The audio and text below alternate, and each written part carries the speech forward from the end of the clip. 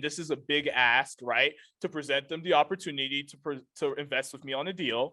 And so my first time on the phone, I was so nervous. Like I was like shaking the entire time. And then it was a call like this.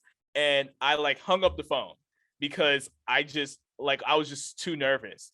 And then I called them back pretending like the call dropped or something, even though it was obvious that it didn't. And I actually just hung up. And just needless to say, that person did not invest with me. She never messaged me back. She was tough, but that was great. That was what I needed.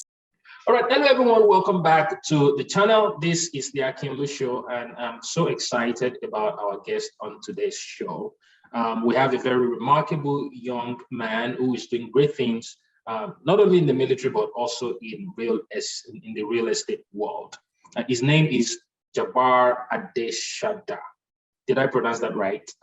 Adesada. Everyone wants to say Adeshada. It's Adesada. Adesada. His name is Jabbar Adesada.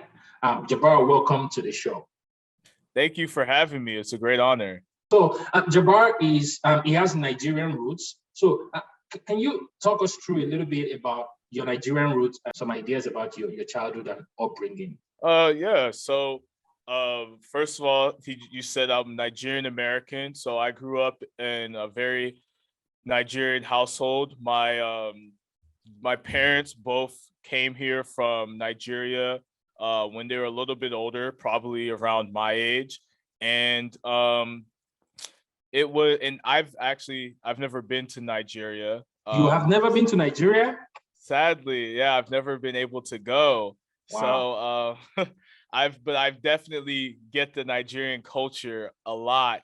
Growing up, my parents would tell me, "You're not an American boy, you're a Nigerian boy," like all the time. Like grandparents. And that's usually when they want to discipline you. Yeah, yep. Yeah, exactly. So I grew up eating all Nigerian food, eba, pounded yam, egusi, all that stuff. Nice. So that, and basically, education, as you know, as everyone who's Nigerian knows, is like a big emphasis in the household. So I was kind of like an outlier. I wasn't really that much into school. I didn't really like it because it wasn't very challenging for me, for lack of a better word. I just felt kind of stagnant being there. So that kind of, I guess, was a hint of the entrepreneurial journey. And so my parents were divorced when I was 3 years old. So I lived with my mom. My mom, when I was 15 years old, had to be taken away from my parents to live with my dad, or for my mom to live with my dad because she was abusing me. And that was probably like the best thing that ever happened to me, right? Because when I moved with my father, that's when I kind of got to experience a whole new way of life. So I was living in Maryland before, that's where I was born and stuff, and that's where I grew up. Then when I moved to Texas with my father, and I mean, it was great. I mean, it wasn't great like at the time because he was really hard on me and tough on me. But looking back on it, he kind of would put things in my head that I had no idea would resonate with me. Like we would drive around and he would say, imagine if you bought like all these different franchises and you could like have these different investments here, or if you just studied stocks, like if you study stocks, you might be able to one day just be a full-time stock trader or something like that. Even though he didn't do any investing himself, he would always plant those thoughts in my brain. But at the time, I was really into basketball. That was my thing. So 24/7. And I'll actually tell this story because it's a good one. So when I was actually in Maryland, I tried out for the basketball team. I was cut for my freshman year. I was cut from JV. My sophomore year, I tried out for the basketball team again. I was cut again my sophomore year. When I moved to Texas, I tried out for the basketball team again, and I made the basketball team. And I rode the bench the entire year. I never touched the floor at all. And I was working hard, right? I was waking up at 5 a.m., going to the gym from 5:30 to 8 a.m., then go to school. I would do a little bit of exercise. 12 to 1, I'd do more shooting drills. Then after school, from 3 to 6, I'd work out every single day. And I wasn't ever good enough to get the success to play basketball for a team. And that really taught me that hard work does not guarantee success, right? You have to be working on the right things in order for you to be successful, because it doesn't, you see a lot of people who work hard, people who work at McDonald's. I'm sure there's single mothers who are working hard and grinding, and that doesn't necessarily mean that they're going to be successful. You have to be practicing the right type of work. And then there's a little bit of luck that goes into there, but it doesn't just, you can't just work hard and expect greater results. It's just part of the formula. So I'm in Texas, not paying attention to a thing my dad's saying because I want to be an NBA basketball player. And then one day my dad calls me to his room and he gets a knife and he pops both of my basketballs. And he was like, "That's it. You're not playing ever again. You're done." And then he handed me Rich Dad Poor Dad.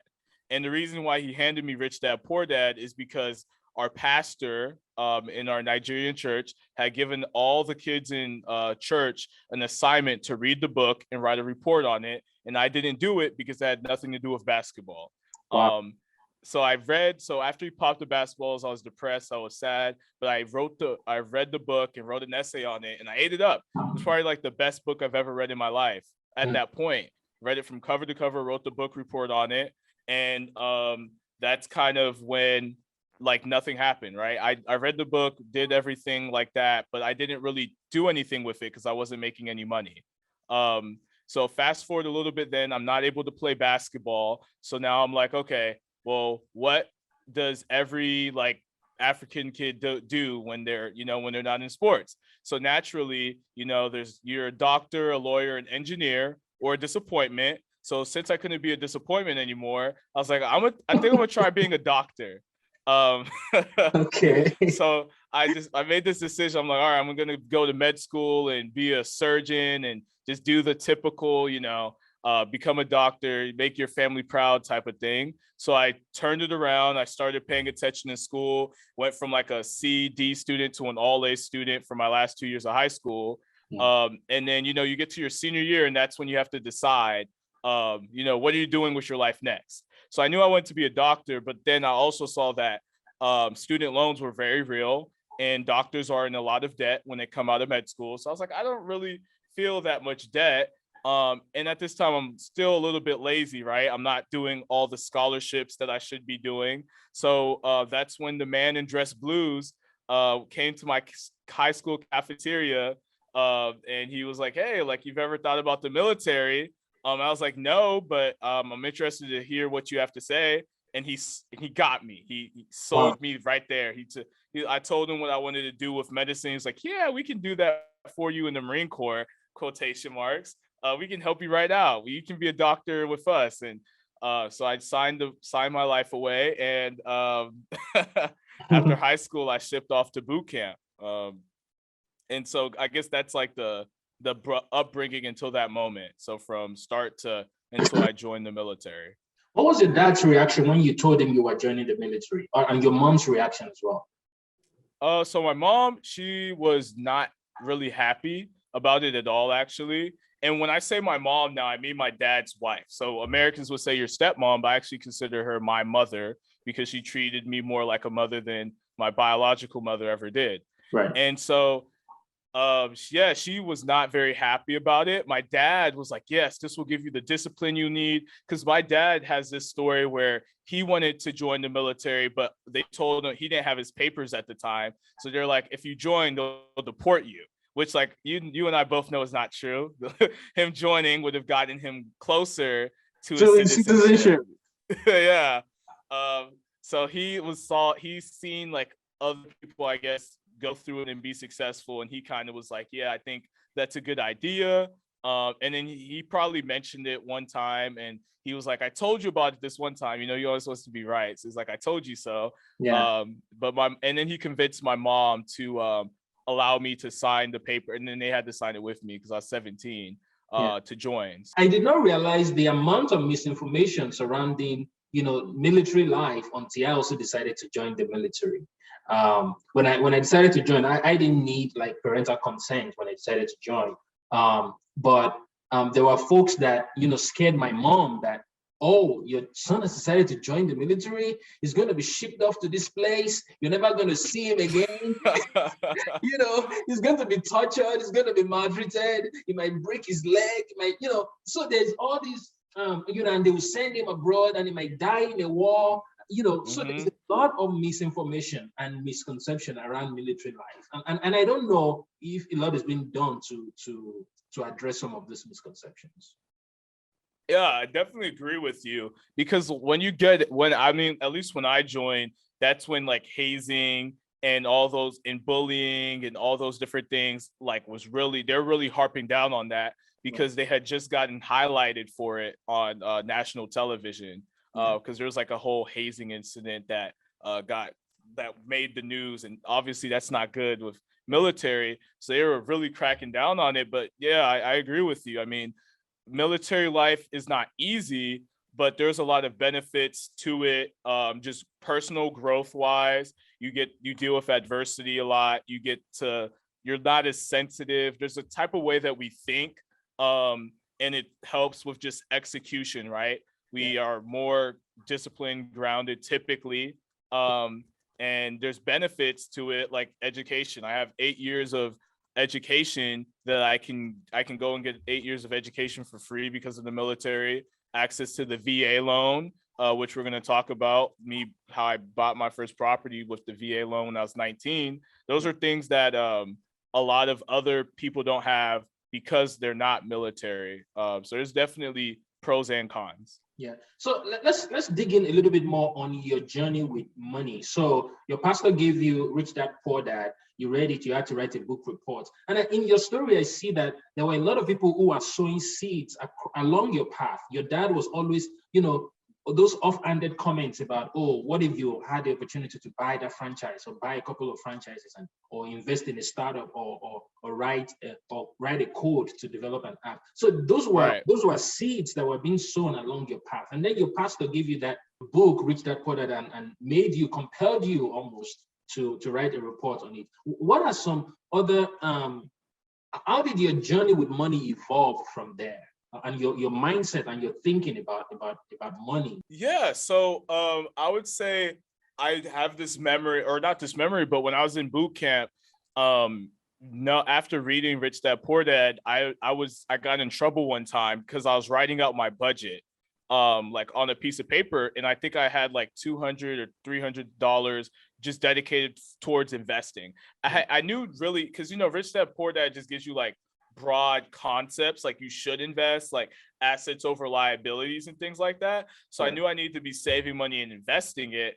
But that was the only framework I had. And then, so I get out of boot camp, and I'm 18 at the time. I turned 18 in boot camp, and I graduate, and I had $2,500. And that was the most money I've ever had in my life. I thought I was loaded. I was like bawling. I came back from boot camp. I remember I gave my parents $1,000. Wow. I gave that was so, like, I'm down like what, almost half. That's so generous of you. I know. And then I took all my friends out to dinner, like a steak restaurant. I spent money on clothes, on shoes, I got a new phone. I got all these things that I didn't need.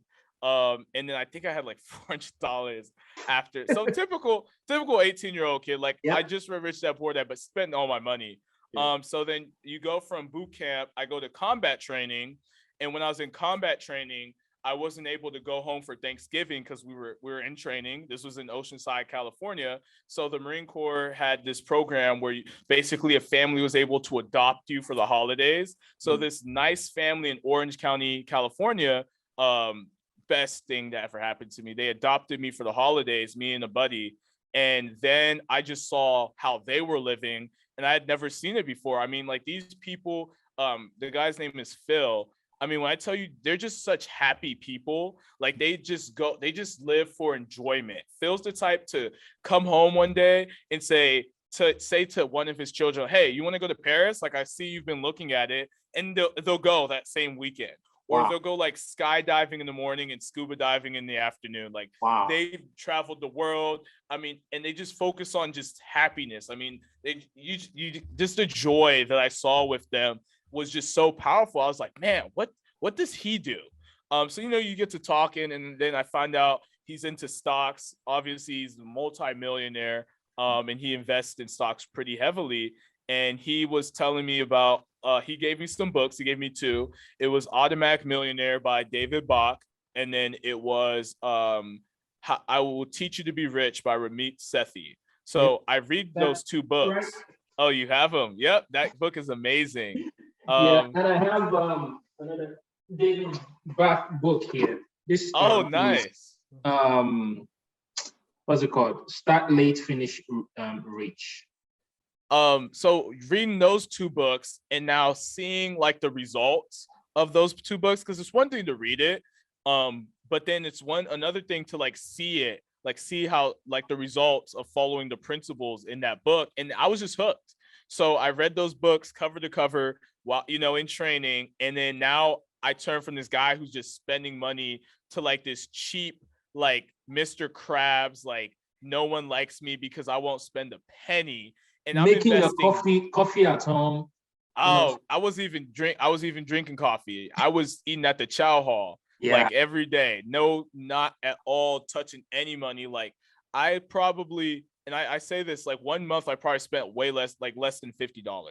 Wow. April of 2020. This is 2020. April 2020. I think I spent like $30 or something like that. It was I was cheap because I was investing it. I didn't even save money anymore. I was like, it literally makes no sense for me to save money. I'm young. I'll delay the instant gratification. I had like $1,500 for emergencies. Everything else was getting invested. So I was just investing into the markets. No idea what I was doing, but I would talk to Phil from time to time, and he would give me some tips and advice. And I would dump everything in there. And so then I hope people know this is probably like a big point in history. March of 2020, COVID, I mean, the pandemic stock market just dropped. Yeah. And it was like one of the greatest drops in stock market history. So like I see that and I'm like, oh my gosh, this is on sale. So I pour all my money in. I pour everything that I have in there. I mean, I'm talking to Marines like, hey, if you give me your paycheck and let me put into the market, I will give you 2 of my paychecks at a later time. Like, please. Like I was thinking about taking a loan out to just invest because everything I had seen, I was like, Amazon is not fundamentally different because of a coronavirus. Apple's not fundamentally different because of a coronavirus. Like all these different companies are not any different just because of corona. Like they're going to come back. Like they're not worth 40% less just because. And this was when, you see the headlines, people are liquidating their retirements and 401ks. And I'm like, man, this is heaven. I'm a kid in a candy store. Yeah. So then I go through this period. And you only had that disposition and that understanding because of the knowledge that you had come in contact with over time. Right. Exactly. Exactly. That's exactly right. But now I'm acting on it. Right. So the results how much did you end up putting in the market? How much were you able to gather and put in the market? See, I have no clue. I was making $1,500 a month, $1,400 to $1,500 a month at the time. And so this went on from, I would say, January of 2020 to July of 2020. So maybe $7,000, maybe 7 or 8. But in July of 2020, right? So let's say I put 7 and I was also side hustling. So I'd write essays for money. I would take people's duties and in exchange for money and things like that, because I wanted to invest more. So maybe $7,000 or $8,000. And so the military, from I guess my entire time being in July of 2020, had paid me $13,000 or $14,000, maybe even $15,000, and I had double that in my investment account in July of 2020. So then that solidified like the power of investing for me. I was like, this works, because I've literally, like, my investments have always been greater than all the money I've ever made actively, which is, I guess, sad in the sense where it shows I don't make a lot of money, but good in the sense that my investments are really paying off. Right.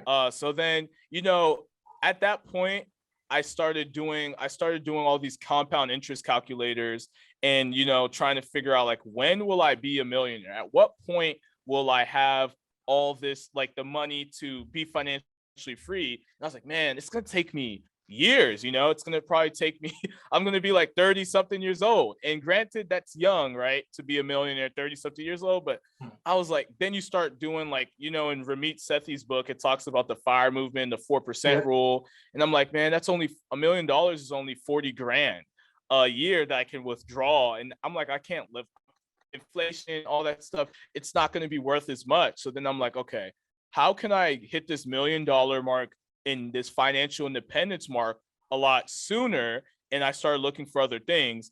And that's when I'm in one of these discords for stock trading, and someone's like, hey, if you're interested, and I'm actively looking for this, hey, if you're interested in just investing like another asset class, like, check out Bigger Pockets. And that is another point in time where my life changed, and I actually am in that Discord, and I help people in there now because of that. Because it just was phenomenal. Like, I listened to, my first episode was this guy named Todd Baldwin, who I was actually on his podcast too, which was cool. He was 28 or 25 or 26 at the time, making hundreds of thousands of dollars, buying houses, renting them by the bedroom. I mean, millionaire by like 25 years old. And I was like, wow, that sounds way better than just investing into the market. So I pivoted. I listened to every single podcast, like every single one. I started from episode 1 and went all the way up. I listened to all the rookie podcasts. I listened to some of their money podcasts, the business podcasts. I read a bunch of their books. And 6 months later, I mean, now I'm on this, or I guess 5 months later, 4 to 5 months later, now I'm like looking to like take action on everything I've learned and buy a house. So by then, the market, by the latter part of 2020, I think the market was beginning to come back, and you were beginning to see that doubling of your investment in early 2020, right? So did you then cash out of that investment to put into real estate? I did. I don't have any all the stuff I invested in 2020, I don't have anymore. I sold it all to, I mean, some of it I kind of repositioned, but most of it I sold to put into property. So now you're in this new community, you found Bigger Pockets, you find some new guys that are challenging you, who have walked the walk, and it's more, you are drawn into real estate as against stocks. Is that still your conviction right now, that real estate investment trumps investing in stocks? Absolutely, like, no doubt in my mind.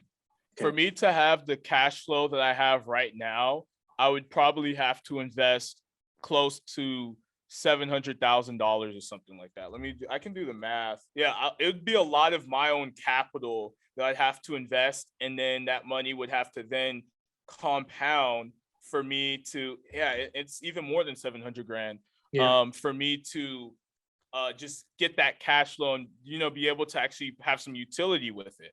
And then on top of that, real estate has better tax advantages. I'm not waiting until age 60 to pay no taxes. I pay no taxes now on my real estate assets because real estate depreciates. The tenants are paying down my mortgage. So there, those I think I always see these Instagram or Twitter posts where, hey, if you put $200 a month or $300 a month from 20 to 65, you'll have like $1.2 million. Well, I own almost like $1 million worth of real estate right now. So 30 years from now, I'll be 50. And that real estate will be worth more than $1 million. Will probably be worth $2-3 million. And I can cash out, right? So that's my retirement savings right there, is my tenants paying down my mortgage. And I think, and then I just kind of alluded to appreciation, just like that. There's just not enough. They're not making more land. There's a supply and demand problem. Yes, real estate can go down in value, but over time it goes up, which benefits people with inflation, which benefits me greatly, and investors in general greatly. So that's my take on it. Yeah. So now you found this new love affair with real estate. How did you go about getting your first deal? What were some of the things you had to walk through? Speak to someone who is convinced about real estate, but doesn't know how to get started and getting that first deal?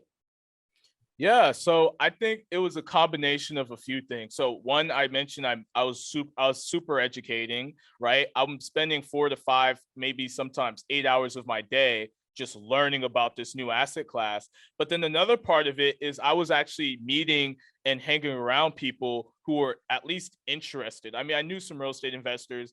I joined this group called Cheeks Freaks, which is basically a group of young people who are interested in being financially free, hence the word freaks, because it's not normal. Okay. And so I was in that group, and every week we'll talk about our wins for the week and our losses. And like, I blurted out one day, hey, I'm trying to buy my next property in the next 90 days. Hold me accountable. And now I have to do it, because if I don't, I look like an idiot. So I would be, and then I'm telling them my progress with that process. So I don't want to fail and look dumb in front of them. But it was tough. I mean, I was 19 years old at the time. I didn't even have 6 months of credit. I didn't have a credit score at all, because at the time I started the process of getting approved for a loan, I had no credit history. The military only paid me $18,000 a year. That was what was on my tax return. So that wasn't going for me. And I didn't have the 2 years of W-2. The only thing I had really going for me is I had a little bit of capital saved up from investing.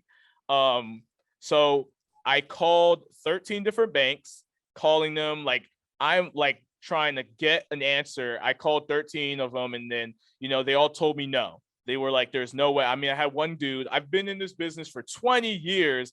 I'm telling you right now, there's no way that it's not possible. You will not buy a property. You need to make more money. You need a credit score, and you're just going to have to wait. Like, it's just not happening. Yeah. But on that 13th bank I called, I got a maybe. And then I called 19 different banks in total. But then going back to that 13th bank, now I'm learning like the right things to say. I did more research to figure out what I actually needed. And my plan at the time, I was going to use someone else's credit, right? There's someone else who had the income, who had like all the requirements to just co-borrow on the loan with me. So that was the plan. So I called everyone in my family to help me out with this, and they all said no. Even though like I'm literally saying, hey, I have the capital to do this. I can even get you out this thing. It won't be on your credit after 6 months. Like, I have this plan. I know what I'm doing. I've done all this research. No. So I mean, who would give a 19-year-old, their investments, right? Or their savings?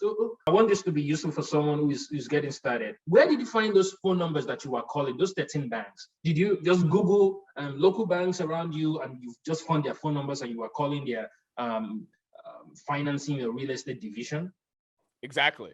That's exactly what I did. I also was calling other investors and getting referrals from them on different banks. And I met those investors through Facebook groups. Every area has them. Whatever your local area is, for example, Savannah, Georgia, real estate investors, Atlanta, Georgia, real estate investors, Virginia, real estate investors, DMV, real estate investors. They're every probably bigger area or area where real estate's big everywhere. They usually have a Facebook group where you can like talk to people and meet people. And I'd message them, and I'm like, hey, I'm 19 years old. I'm trying to buy a house. If you have any loan, like people who, if you know any loan officers, please let me know. I'm looking to get financing. And, after every one of those, someone will shoot you a name and number for you to call. Yeah. So that's where I got all the phone numbers. So it's really about the repetition, and it's really the law of numbers, right? That if you just message 50 people, maybe 3 of them will come good. Just doing it by the numbers and going through the process over and over again, and not not throwing up the towel at the first no and at the first rejection. Yeah, and I think a lot of people, my mind was like, I never thought like I was crazy. I was like, well, I haven't called enough people. That was my mindset. Like, I haven't called enough people. That's why I'm not getting the answers that I'm looking for. So even when I was calling my family, I was like, okay, well, you've only tried your family. Try someone else's.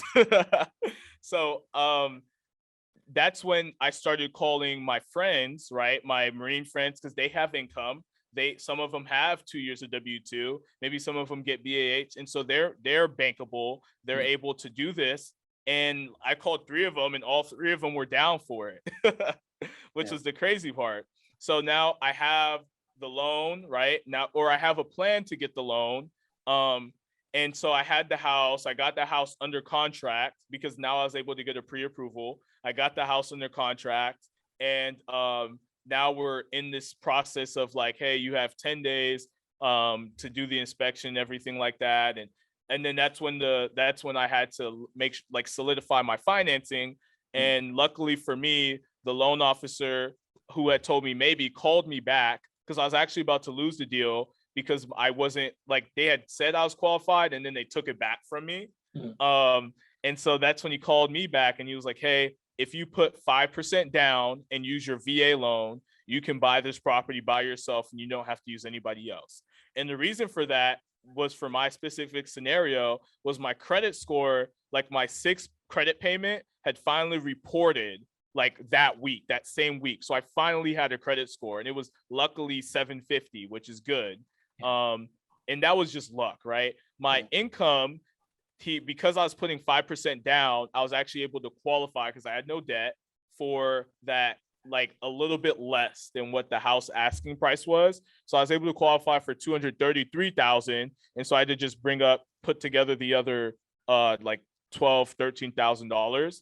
And then the income history, like, not like, there's a rule in lending where you need 2 years of tax returns for them to prove your income. Well, because I'm military, I have a contract stating, hey, this guy's going to be employed for the next 5 years. So he was able to do that and use that to work in my favor. So I technically checked in all the boxes. While you're on that, for those who are not in the military, if you've just graduated from school as well, and you're working in the field of your study, you can also get that same waiver. Because you've spent 4 years or you spent 2 years of graduate study, say studying finance, for example. And if you're working in finance, even though you don't have 2 years of W-2 or 2 years of tax return, the bank can still work around that because you are working in the field of your study. Yeah, exactly. And that's actually what some of my friends in the Sheiks Freaks community are doing. When they graduate, they're going to be able to get approved for a loan because they're working in the same industry as their major.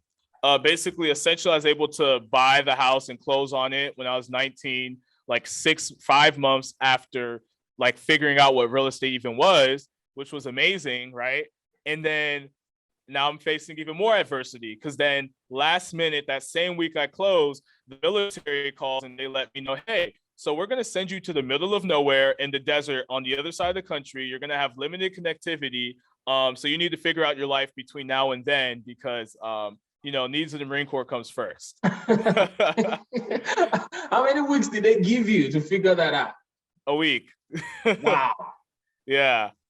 So at this point, right, I'm like, there's no way. Like, I went through all of this to buy this house. I did not buy this thing to pay my own mortgage. I bought it so other people can pay my mortgage. Yeah. So what I did, you don't even have the money to pay your mortgage. Right. Like it was like a no-fail option. It was like a no-fail option here. So what I did was, in that week, I created like this even though I haven't done it before, I created like this Barney style dumbed down system, like A to Z checklist of how to move the tenant in, what forms they need, like I even had like an attire, like how many times you should smile, like everything, like in terms of like just moving a tenant in. It was a little bit overkill. And I gave it to a buddy who was actually getting out the Marine Corps, who had a little bit of free time, who was able to do it for me. And he no experience, but I dumbed down checklist. I'm on the other side of the country. He was able to do it from my checklist 80% as good as I would have. And so I came back from this field exercise with 5 random people in my house, but hey, now I'm making money, right? Wow.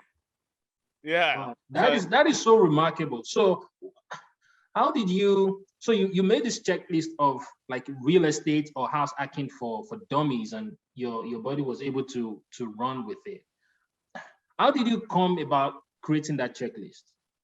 So it goes back to the education, right? So like I bought this house. Yeah, I'm 19, or I was 19 at the time, but I'm not stupid. Like I know I have a good execution plan of what I'm doing. And it's like the military. You kind of get a plan, and maybe that plan doesn't all the way make sense. So you kind of formulate it in a way where it can you make sense out of it. Yeah. And so luckily he's a Marine too. So maybe if some things I'm sure he didn't wear slacks and a polo shirt like I told him to, because he thought that was stupid.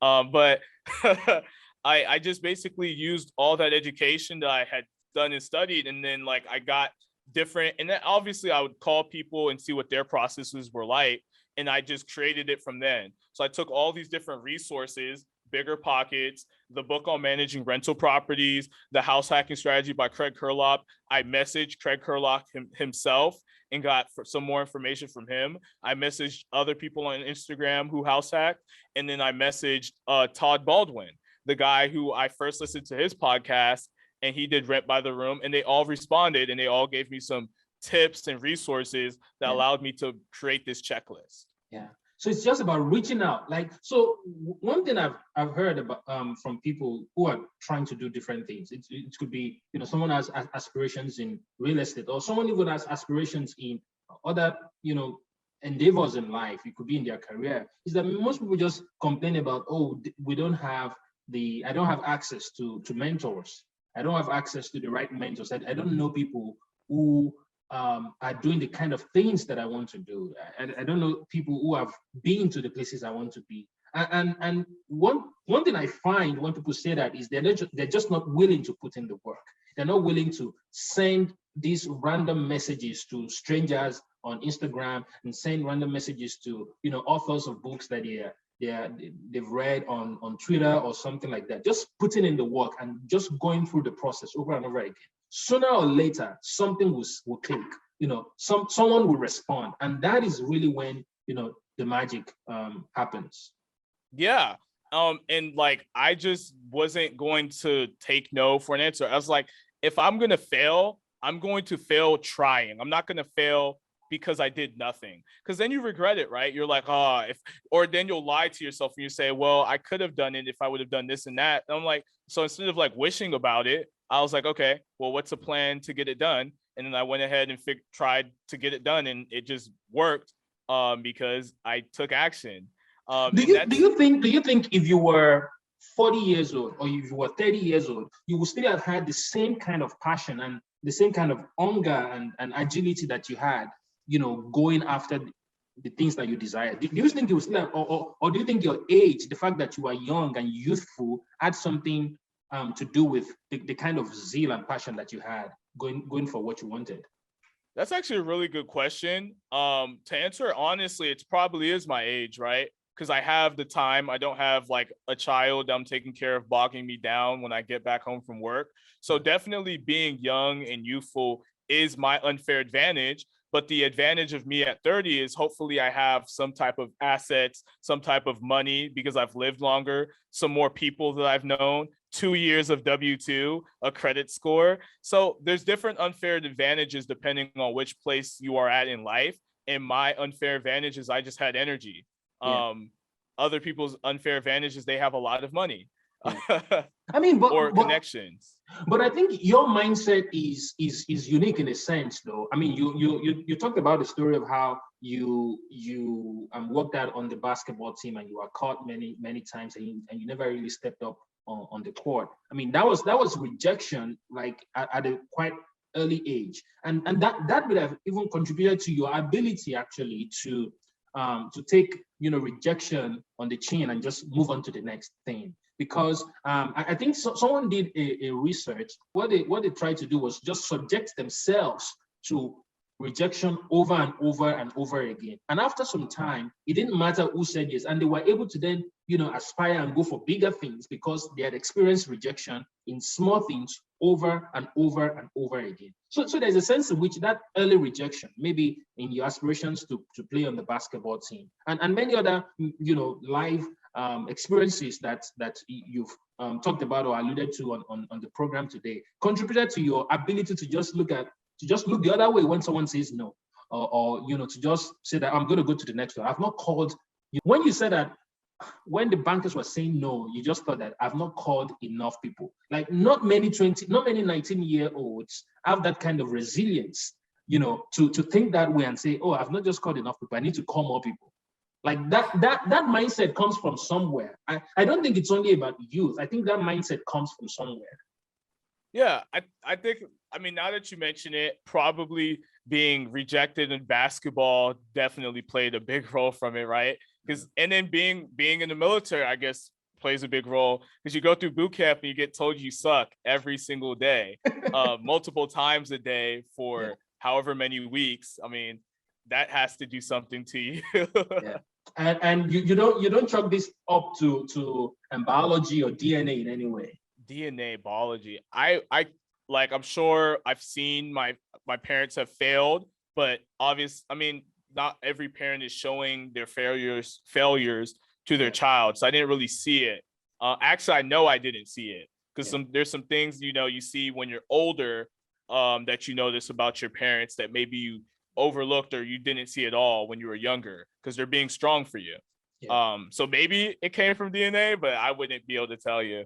Yeah. So what's your those family members that you approached when you were looking for that down payments and everything? What do they say now when they see you like controlling almost $1 million worth of real estate? I would say that at that point, right, when I had that first property, heard nothing about it. Then when I bought the second property, the $600,000 cabin in the Great Smoky Mountains, I would say, because of the Bigger Pockets Money podcast that I was on, that probably kind of made it more real. I still don't I'm probably still not going to be able to get them to give me any money or partner with me or anything like that. But I definitely do see the more like, oh, we're so proud. We knew you could do it. It's crazy. You get it. You definitely get that once you kind of get recognition from other people. But I understand it. Talk a little bit about that. The property in the Smoky Mountains. Are you sure you don't want to hear the numbers about the first property first? Oh, yes. Tell us about the numbers. Unique as well. Yes, please. So, like I said, now I had the 5 rooms rented, and they're not paying nothing to live there. So basically, I bought the property for $246,000. I had to put 5% down to qualify for the loan, so that was $12,300 with furnishing cost and all the other miscellaneous costs. I think that was another $7,000. I was all into this property for $22,000. Sorry, my throat. And so I rent out the property. My mortgage is like $1,200, and I collect $3,800 a month in gross rents from the property. So I put away a significant amount of money for reserves, or at least I was at first. Now, not as much. But I like to say that my year one numbers, I was cash flowing anywhere between $1,300 to $1,500 a month. Wow.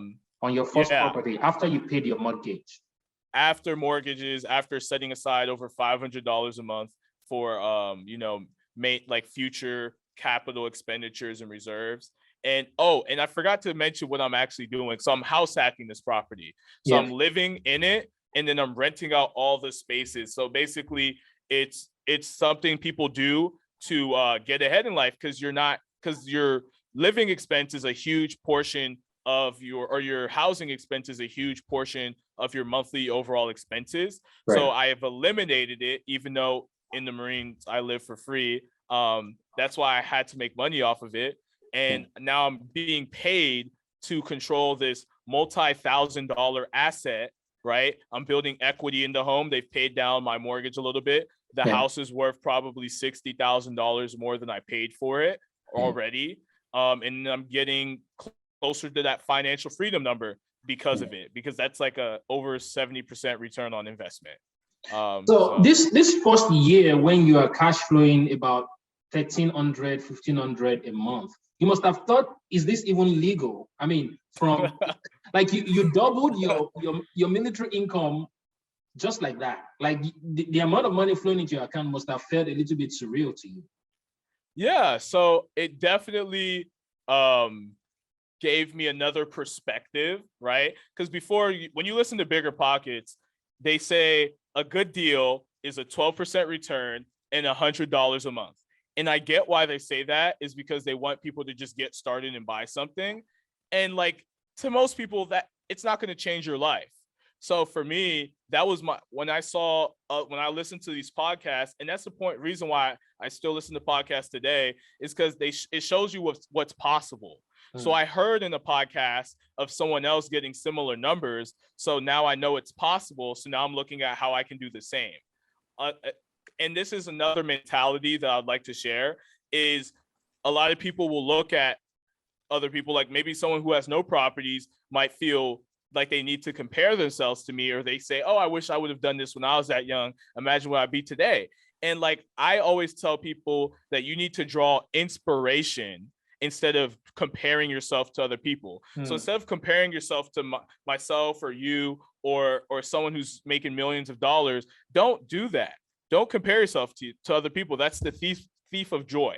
You need to draw inspiration from other people and say, oh, well, this person did it with these circumstances. That means it's possible for me as well. So those are the things that I was doing and I learned. And that's how I was able to replicate it in my own life. And it worked, right? And that's how I figured out how to buy. We're going to talk about the next asset, the $600,000 mountain cabin, which even doubled that too as well, or is doubling that too as well in terms of income and things like that. Yeah, I just want to double click on what you just said right now, that it's very important that we don't compare ourselves. Our journeys would not be the same, but we can draw inspiration, like you said. We can find the principles in Jabbar's story. We can find the principle in Jabbar's investment story, in his life story, in his story with money, and apply it to our lives, regardless of where we are in our own journey. It's finding the principle, finding the inspiration that really matters, and not comparing ourselves. So I think that was really powerful. So let's move on to this second property that like took things to a whole another level. Yeah. So I love that property because it's so nice looking, and I can't believe I own it. Yeah, I know. I just still can't believe it. But it's so basically now I've essentially got my first property, but now I'm not broke, right? I have reserves in place in case things go wrong, and I'm getting more money, but I'm like, I don't have enough money to buy another property with my own capital. So I was like, man, I really want to buy something, because what real estate people will find is an addiction. It's like, you don't buy one property. I've never met someone to just only buy one unless they had like a horrible experience because they did something wrong themselves. So I'm like trying to figure it out, and I meet this guy because I'm still networking, right? I still reach out to people and message them. And this one guy, he's also a Marine. He had 3 cabins at the time, and his 3 cabins, he is netting like his cash flow, money in his bank account every year from 3 properties was $150,000 a year. Wow. And so I was like, holy smokes, that Are you like lying to me? Like, let me see bank statements, dude.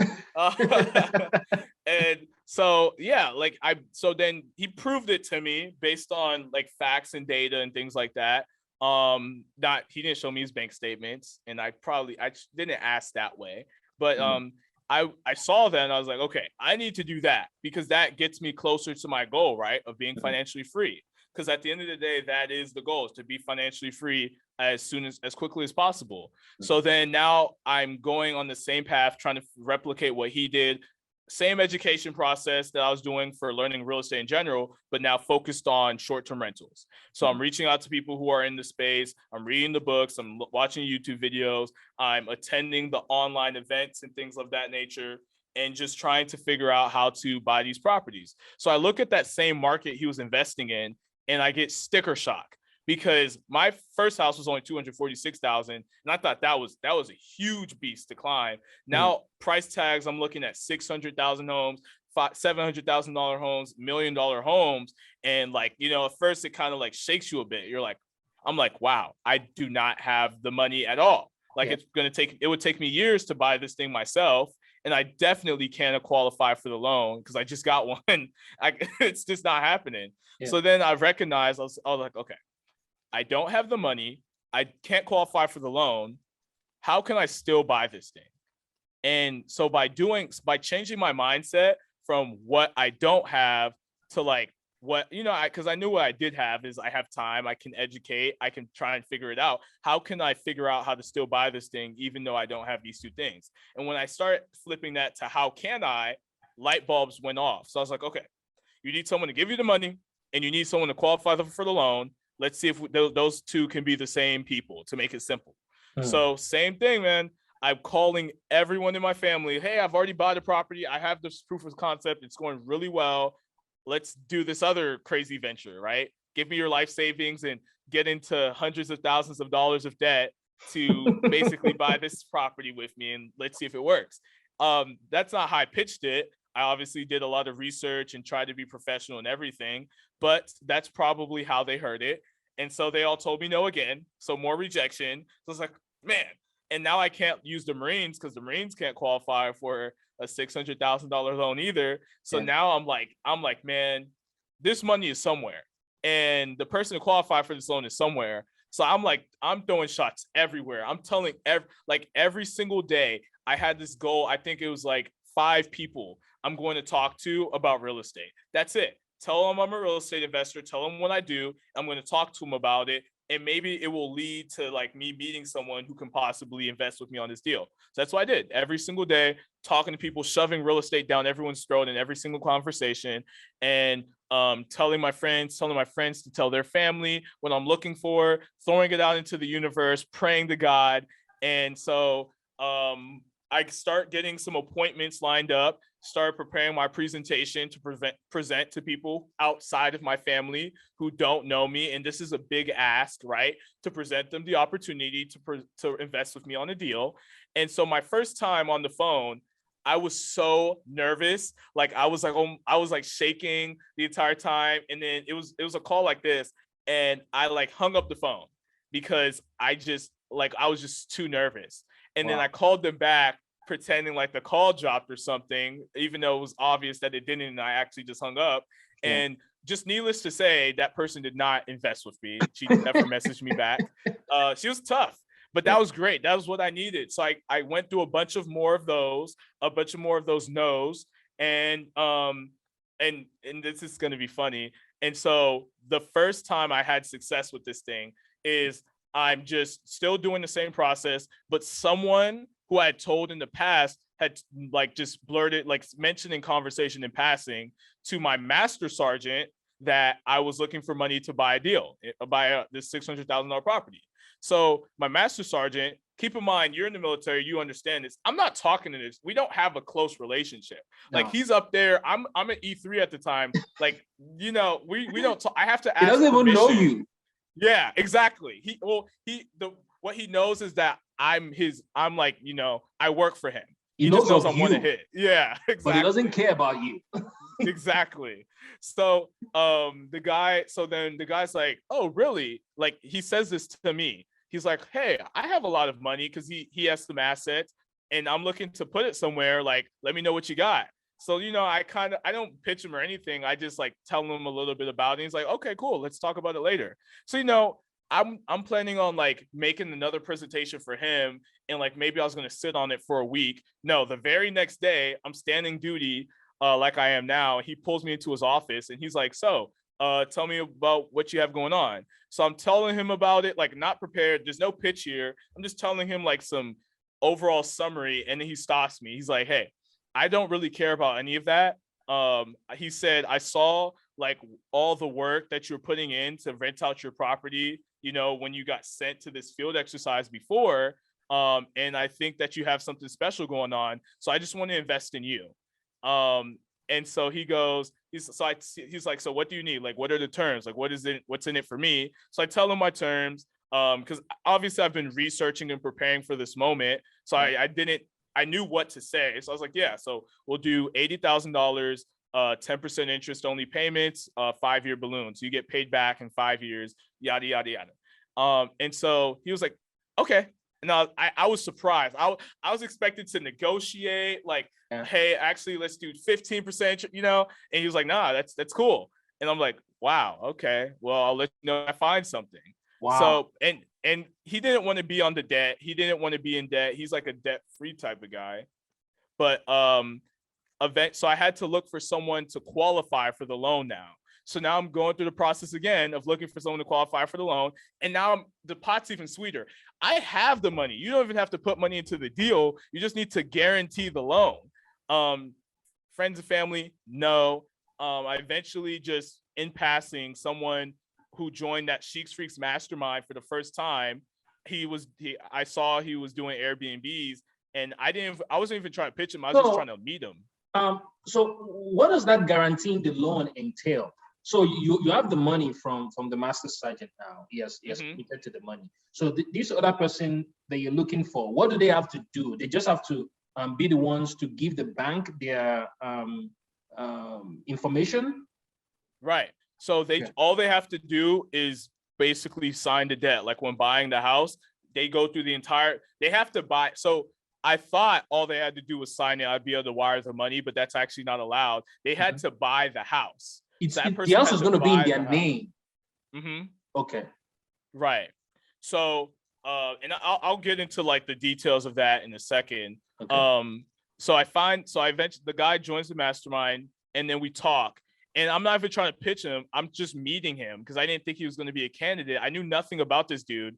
I'm just telling him about how I thought I had this great opportunity, and I'm telling everybody about it, and no one's taking me up on it. And then so I'm venting to him about like all the details, and like I'm like asking him for advice, like does this make sense to you? And then he's like, yeah, actually, I think I'm interested. And so I'm like, wow. And I'm like, wow. Like, I mean, I'm shocked. I'm a little bit upset because I spent hours on this presentation, you know, that I was making and pitching to people, and this is the way that it ends up working out. So now I have the money and I have the person to sign the debt. So we go through the process, we make our offers, we lose, we go through the entire process, but we eventually get something under contract. That was a good deal, thank God. And we close on it. And basically what had ended, we found out that I couldn't be on any of the documents at all. That's what the lender told us. He had to buy it in his name, and then we could do whatever we wanted with it after we close. Okay. So basically he bought the property, and then he basically transferred title to our LLC that both of us are 50% owners of. Okay. And then I gave him the money, right, to cash him back out because he had to buy it himself. So he had to put down the money. So I gave it back to him with the money I got from my master sergeant. And now we both own this thing, right? Yeah. So the plan with basically paying back off the debt is, I mean, right now, actually, the house has appreciated. It may have appreciated $100,000. So, I mean, we're paying interest now. It's like $500. It's not much. And as eventually, like probably, hopefully sometime this year, we're going to be able to take cash out refi and just pay him back. Okay. And pay the guarantor back. Right. Okay. So that's how we structured it. As it is right now, you both own that property in the Smoky Mountains. Right. And very soon you do a cash out refi, pay him out, and then you become the sole owner of it. But you are the one operating it primarily. Yeah, I do everything. I manage it like myself from Georgia. I've managed the property in Tennessee from Georgia. And that's one thing I want you to speak to a little bit. Most people advise that, especially if you're getting into real estate, to start with, you should only invest in the areas you are familiar with in your immediate vicinity. And some place where you can drive max maybe 30 minutes, 45 minutes max to and see your property. you are investing out of state, and this is just your second property. How easy is that to manage property out of state? And would you advise folks who are just getting into real estate investment to invest out of state? So after like seeing how it went with me, sort of, and keep in mind, I've probably, that house I have in Savannah, I travel often. So there's times where different things need to be done for the house and I'm not there to do it. And I just have to call someone to take care of it. So I don't actually think there's really a difference between managing a property that's 30 minutes away from you or 2 states away from you, or even a country away from you.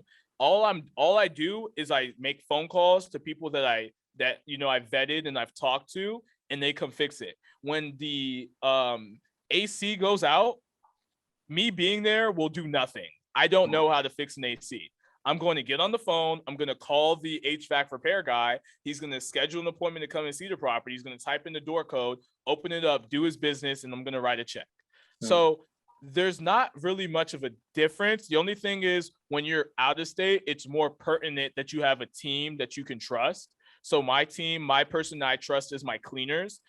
They're my everything. Like without them, I am nothing without them. And there's multiple I could hire, but I have cleaners I trust and they oversee the property. They send me messages whenever anything's wrong, things need to be restocked and things like that. And I have a list of handyman, electricians, HVAC guys, roofing guys, everything that I need, or not everything, but most of the things that I need in case something goes wrong. So I'll just make a phone call. They'll go to the property. They'll do their business. My cleaners will be there. They'll see if something went wrong, and then, my worst case scenario is the guest comes in and they're like, oh my gosh, your heater's still not working. And then I know, oh snap, my heater's not working. I'm so sorry. I need to call a different guy because maybe this guy robbed me to go ahead and fix it. And the reason why I'm able to do that too is because these properties cash flow a lot. So I'm not writing checks from my personal pocketbook. It's coming out the business account. So the business is cash flowing, let's say 30, like we're projecting this property, like our profit to be about $36,000 a year. So an extra $1,500 a month in cash flow for the two of us.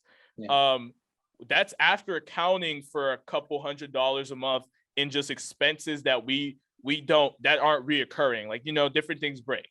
So that's what we use to pay for these things, and it's really not that much different. It's just you need to have your team in place, and that's also after accounting for the downtime because of maybe COVID restrictions and things like that.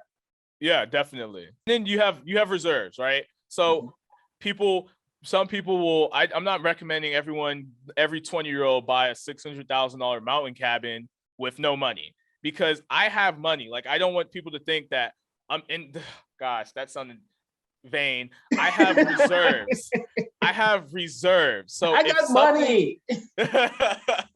Like if a worst case scenario is to happen, I can write a check for maybe not forever, but like long enough that I'm comfortable with doing in like what I perceive to be like a realistic worst case scenario. So you need to still have money. You just don't need your money to buy it. But like if I didn't have money, then like that would be the conversation with the partner. Like, hey man, you're gonna need to take more profits, or we're gonna have to set aside way more money because I can't support this thing myself.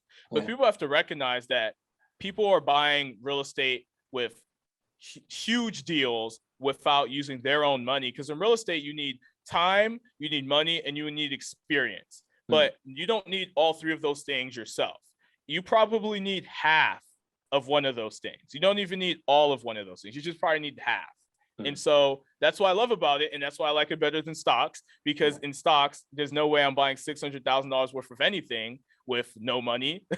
And there's no way I can pull all these different strings together. I need my own capital. But real estate, you can pull all these pieces of the recipe that you need and mix it up, and now you have your dish. Voila. In stocks, nothing breaks, but in real estate, stuff can break, and that's why you need your cash reserves. There are many people who preach the gospel of nothing than real estate. Well, yes, if you can pull some of these ingredients like you highlighted, if you can put them together well, but you still need some cash reserves for the raining day, like you mentioned, so that you can write the check when the HVAC stops working or the AC stops working. Those times will come in real estate. Wow. Yeah, being a paycheck to paycheck landlord is probably the scariest thing ever. You need some money set aside.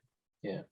All right. So now you have two properties. You have almost $1 million in real estate that you are controlling. This is remarkable, and congratulations. And you are an inspiration to me. You're an inspiration to many people, and you've really challenged us on sharing your story, and it's very remarkable. So what are you setting your eyes on for the next couple years? What's the next goal that Jabbar is trying to accomplish? Yeah, so now I think I look at like the whole financial freedom, financial success in a couple different ways. So I believe this is just what I follow. First, you kind of have to get that for yourself, because like it's hard to help others when you don't have your house in order. So for right now, I'm focused on getting like that financial freedom for myself, and I really don't need much. But I guess I'm pushing it because like my next acquisition will put me at that financial freedom where I have enough money to support myself from my investments. And then so I'm trying to 2x that, trying to get at least 2 times what I need, things happen. And Right. then you get like even more financially successful to where I can help take care of my parents, take care of my friends and family and things like that. Just to clarify a little bit, if you need 40,000 to sustain your level of living for a year, you're saying that you want to be able to generate 80,000 from your real estate investments as profit for you. That's like your next goal. Right.